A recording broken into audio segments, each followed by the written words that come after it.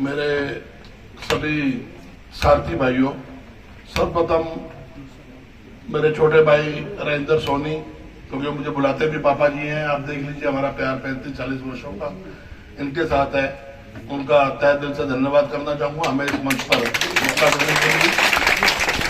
इस मंच पर आसीन इकलौती मेरी बहन सरेना जी, सम्मानित मेरे दोस्त रोहित पांडे जी, चेयरमैन एनसीआर बख्शी साहब, पुलिस सेक्रेटरी से वैद साहब और दिल्ली एनसीआर के ज्वाइंट सेक्रेटरी और ट्रेजरर हमारे विमल भाई जी जो इस मंच पर मौजूद हैं, और आप सब लोग अति सम्मानित सदन। मैंने अपने दिल से धन्यवाद किया है सोनी साहब का, हमें आपके बीच में बुलाकर ये मौका देने के लिए। हमारी बात रोज होती है, दिन में एक बार नहीं तो शायद 2 बार होती है। हमारी बिरादरी एक है, हमारा घर एक है, हमारी समस्याएं एक है, ये हमेशा ध्यान रखना। ट्रांसपोर्ट कोई बड़ी ट्रांसपोर्ट है, सबसे बड़ी बात हमारी भाषा एक है, और हमारी भाषा एक होगी, हम एक होंगे, एक प्लेटफॉर्म पे होंगे, तो सरकार को क्या, ईश्वर को भी हमारी सुननी पड़ेगी। ऐसे बल्ला साहब उनके सेक्रेटरी होम है, जिन्होंने कहा भाई ये बिरादरी कौन संभालता है। हमने कहा जी देख लो, अभी तो ये संगठित नहीं है, अगर ये संगठित हो जाए तो जब पहिया नहीं चलेगा तो देश नहीं चलेगा, इस बात को समझ लो। बैकबोन है, बैकबोन। और ये हिट एंड रन जिसके लपेटे में आप हमें लपेट रहे हो, आपको फर्क करना पड़ेगा। There is a huge difference between a criminal and a driver accident. Driver का एक्सीडेंट एक एक्सीडेंट है, आपकी गाड़ी किससे टकरा जाए उसमें हमारी जान जाने का उतना ही खतरा है जितना कि सामने वाली की जान का है। तो वो मर्डर के साथ मत आप तोड़ो उसको। हम उनके ऑफिस में बैठे, रात 1 बजे तक मीटिंग चली और ये शख्स 1 बजे तक मेरे टच में था, बाहर निकलते ही फोन आया, क्या बना? मगर सारे कानून लागू होंगे, 162 एक लागू नहीं हो। क्या हो गया? अमित शाह जी ने बल्ला साहब को इजाजत दे दी, मैं उस मीटिंग में वहीं मौजूद था, होम मिनिस्ट्री में मीटिंग हुई कि जी बिना all India motor transport Congress की सहमति का आपने अखबारों में पढ़ा होगा। फिर हमने उनसे लिखित में प्लेन पेपर में वो ऑर्डर लिया, क्योंकि थोड़ा सा माफ करना, सरकार का पता नहीं लगता कब ट्विस्ट कर जाती है अपनी बात को। वो फिर इनसे हमने शेयर भी करा।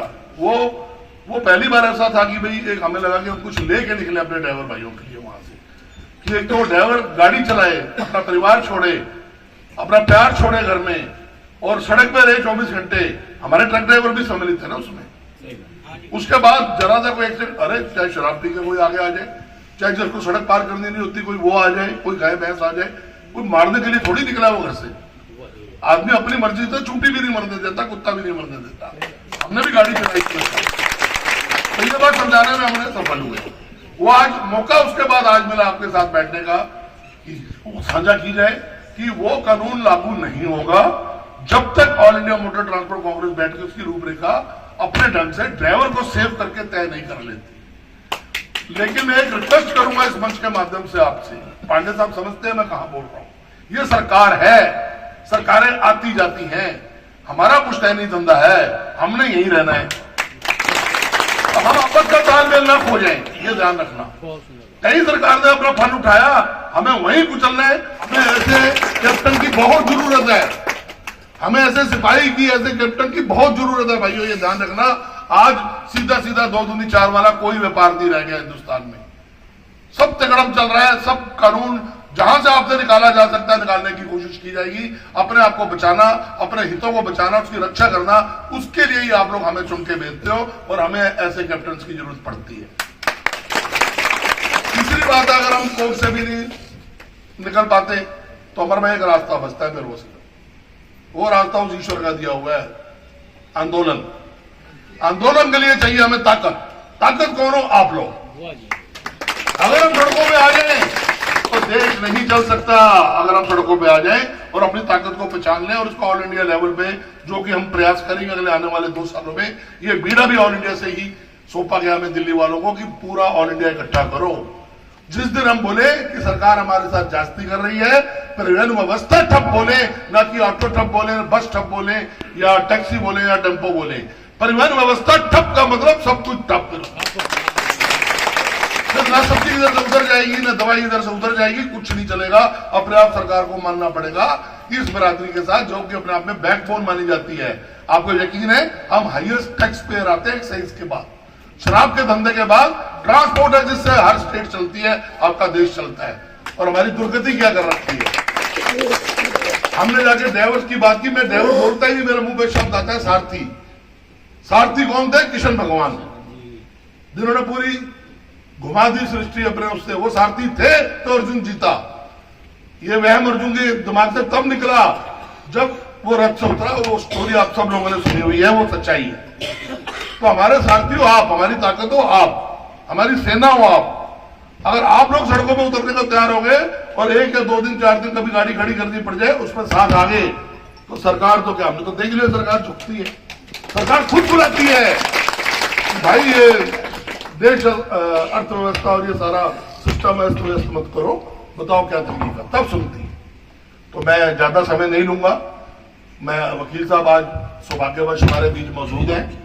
एक तो अपने दिल की बात, क्योंकि हमारे अंदर का वो दुख है, हम कहीं भी बैठे, स्वागत समारोह में बैठे, आपने पगड़ी बनाई, सम्मान दिया, हार पहनाए, मैं वादा करता हूं इस मंच के माध्यम से 1-1 फूल का अकाउंट दूंगा आपको, 1-1 फूल। ये आपने मेरे जिम्मेवारियां ला दी है। अगर इस क्षेत्र में मुझे बड़ा भाई माना है, दोस्त कहा है, तो आजीवन दोस्त रहूंगा, तन मन धन से साथ रहूंगा। जन भी इंटरलाइन कर लेना। अगर हमारे घर में थोड़ा ऑटो वाले से ज्यादा दिया तो आपके साथ मिलकर घर चलेंगे, पीछे नहीं हटेंगे, आपसे आगे जाके घर चलेंगे। मैं वकील साहब आज बीच में मौजूद है, कहना चाह रहा था कि कुछ जातियां हमारे साथ ऐसी भी हो रही हैं जिनमें कहीं हमारे ऑटो वाले अभी नहीं आते। Sir MC Mehta versus union of India 13/029/85 case मेरा ख्याल आपका सबसे फेमस केस है। उसमें जांच हुई थी कि बस गिर गई थी 1997 में, जितने पुराने लोग जानते हैं। हाँ, वजीराबाद, ठीक है, गलत हुआ था, हम भी समझते हैं। हाँ, 66/192 उसमें हमें लाइन में चलने का आदेश दिया गया, लेकिन उस आदेश का पालन कैसे हो वकील साहब? उस आदेश में पूरा क्या लिखा गया वो तो कोई ट्रैफिक पुलिस में समझता ही नहीं।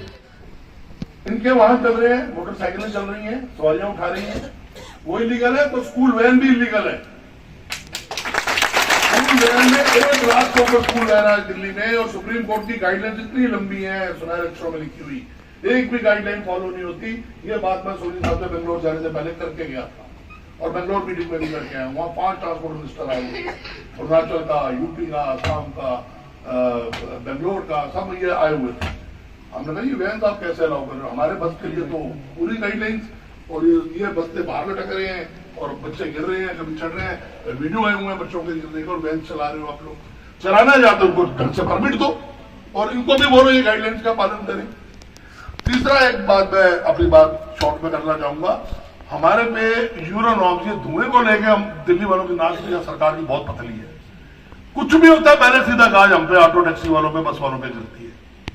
इन्होंने सर 2600 रुपए का NGT का टैक्स लगाया हुआ है, जो 04 से पहले लगाया था, और इस वादे के साथ लगाया था कि हाईकोर्ट ने 2 बातें बोली थी कि इस टैक्स से जो पैसा भी इकट्ठा होगा, आज की डेट में शायद 1600 करोड़ से ऊपर इकट्ठा होता है, 1600 करोड़ से ऊपर। उन्होंने कहा था इसकी ऑटो वालों की, बस वालों की पार्किंग्स बनेगी, आपके लिए शेड्स बनेंगे, ड्राइवर दिन में स्कूटर खड़ा करता है धूप में, वो छांव में बैठ के इंतजार करेगा। कुछ नहीं करा, 12 रुपए नहीं खर्चे हमारे लिए, सारा पैसा 1 नंबर में या 2 नंबर में खाया जा रहा है। और उसके बावजूद हमारे साथ जास्ती देखिए वकील साहब कि यूरो 6 गाड़ी आ गई, जो गाड़ी 1.5 गुना दाम पे हमें मिली, और ये कह के टाटा, लेलैंड, आइशर, ये बड़े बड़े दिग्गज, बड़े बड़े मगरमच्छों ने बेची, ये पोल्यूशन फ्री गाड़ी है, ये यूरो 6 है। अगर ये गाड़ी यूरो 6 है और पोल्यूशन फ्री है, फिर वो 2600 रुपया किस बात का देती है? क्यों लिया जा रहा है उससे ये पैसा? CNG से क्यों लिया जा रहा है पैसा? वो तो लड़ना पड़ेगा वकील साहब। ये मुद्दे हैं कुछ हमारे जो हम चाहेंगे। इसके अलावा जो काम हम और सोनी भाई और आप लोग मिलकर कर सकते हैं, जो हमें करना है, बहुत पुराना है। जैसे हम अपनी बात मनवा पाए थे होम मिनिस्ट्री में, तो हमने ये बात रखी थी कि हमारी सबसे बड़ी डिमांड है हमारे साथी भाई के परिवार की इंश्योरेंस। हम 24 घंटे सड़क पे हैं, 24 घंटे। ट्रक ड्राइवर तो रहता ही है ना, आप लोग चलो रात को फिर घर जा सकते हो, 24 घंटे वाला वो भी टाइम आएगा कि 24 घंटे भी चलोगे। अब भी बहुत से ऑटो चलते हैं 24 घंटे, ड्राइवर बदलता है, गाड़ी सड़क पे ही रहती है, गाड़ी तो बूढ़ी होती नहीं। तो हम उनको ये समझा पाए कि आपने हमारे को दिया क्या अब तक?